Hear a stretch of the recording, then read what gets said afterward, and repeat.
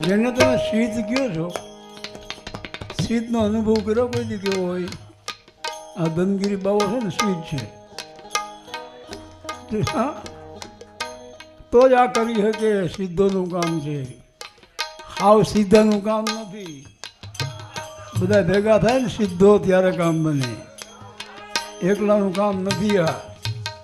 અને એવું જો આ કામ કર્યું હોય તો ધનગીરી બાપુએ કર્યું છે ભાઈ. આ જગ્યાને જાગૃત રાખી છે.